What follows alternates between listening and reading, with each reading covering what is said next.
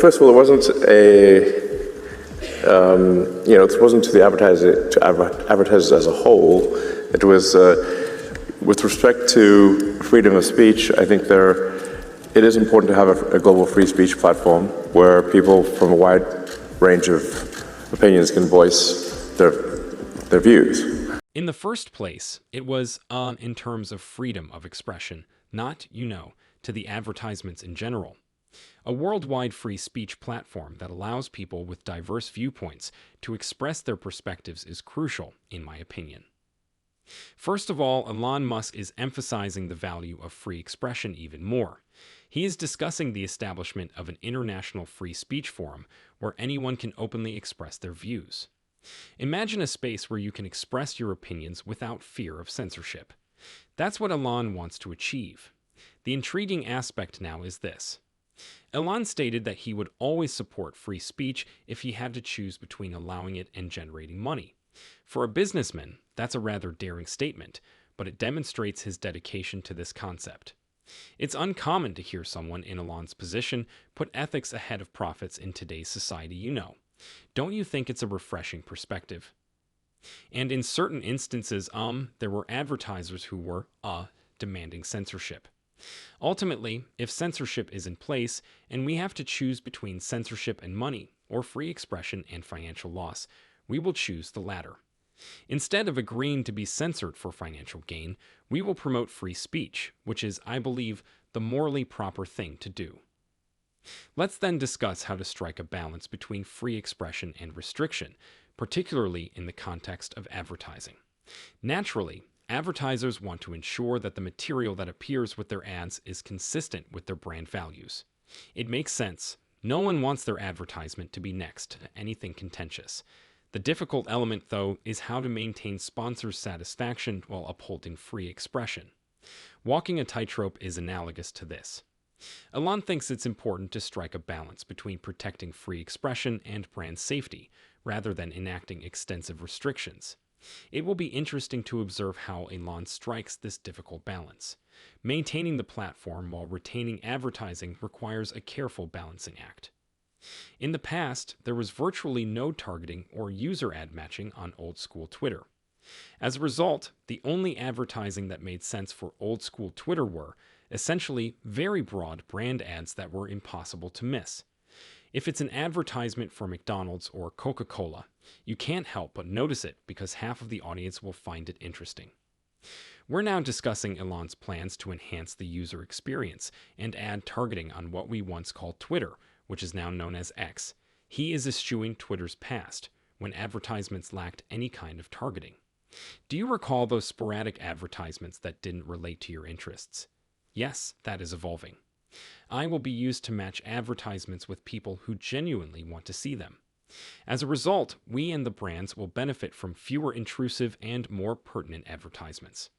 It sounds like a promising AI-based system.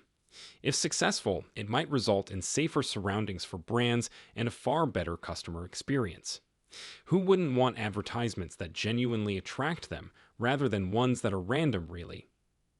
Probably the most significant benefit of the X platform is that it is the best option if you are trying to reach senior decision makers or the most powerful individuals in the world, people who are not just social media influencers, but actually run businesses, nations, and are the world's intellectuals or writers.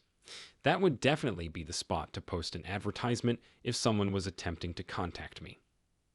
X is the place to go if you want to network with prominent people, thinkers, or senior decision makers. The world's brightest minds congregate there virtually, and here's the thing. Well-known figures like Michael Dell and Mark Zuckerberg are frequent users. Therefore, X is the place to be if you want to get your message in front of influential people.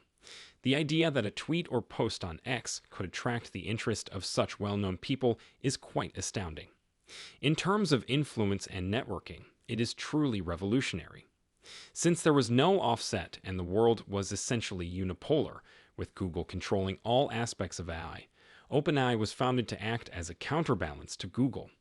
Additionally, I was worried that Larry Page did not care enough about the safety of AI. The open in OpenAI stands for open source, which is what I called it, and it was founded with many excellent intentions. What was intended is no longer the case. It is now closed source, profit-driven AI. Let's now examine Elon Musk's contribution to the establishment of OpenAI and its implications for the AI sector.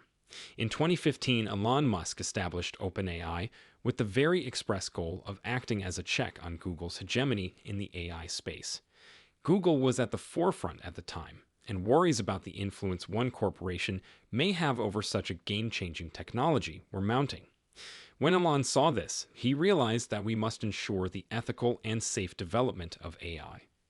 Similar to a tech version of checks and balances, the objective was to guarantee AI safety and restore some equilibrium to the sector. OpenAI was originally intended to be this charitable, open-source endeavor. The goal was to promote cooperation and openness by sharing its developments with the rest of the globe. They aimed to ensure that AI will not only benefit a small number of tech giants, but also everyone.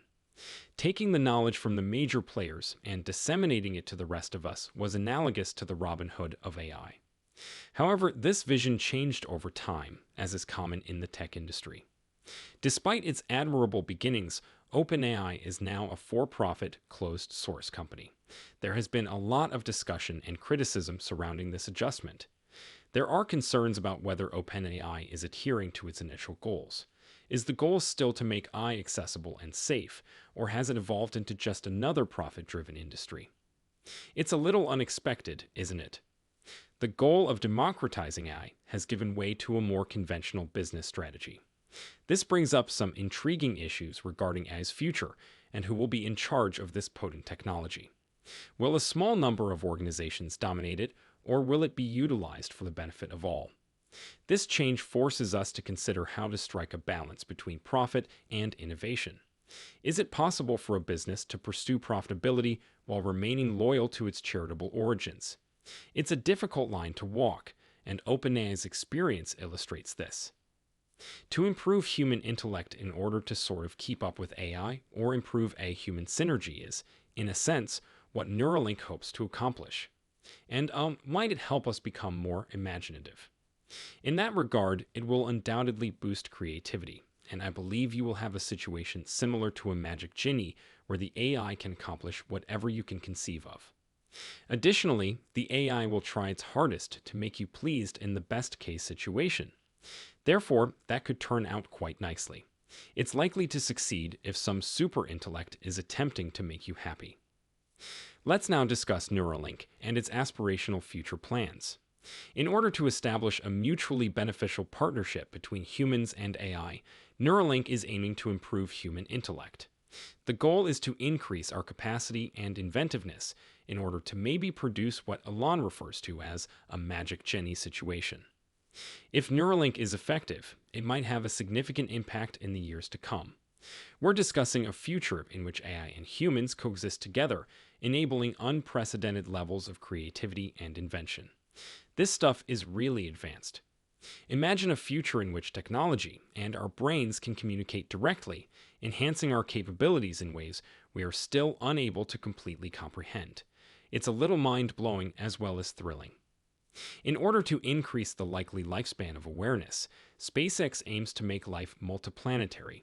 You can watch videos of me discussing this 20 years ago, so that's been the aim from the start. We must thus ship a large number of people and equipment to Mars in order to do it. We shall be able to overcome the challenging Fermi filter of being a single-planet civilization if we can accomplish this. Additionally, as I mentioned earlier, the likelihood of civilization surviving on multiple planets is far higher. Once we are a multi-planet civilization, we can try to reach other star systems, venture outside, and explore the galaxy. Maybe, just maybe, we will discover a lot more long-dead, one-planet civilizations among the stars. SpaceX plans to transport a large number of people and equipment to Mars. Moving to a different planet is similar to moving day. The objective is to establish our own cosmic neighborhood and cease being a one-planet wonder.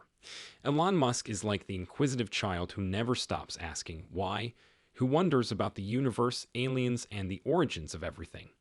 He seems to be on a journey to solve the greatest riddles in life. The thought of saying to your friends, "Yeah, I'm just hopping over to Mars for the weekend," is unthinkable. Though it seems like a science fiction film, SpaceX is making it more and more real every day. Amazing. To better comprehend what questions to ask about the cosmos, which is the answer, I bell.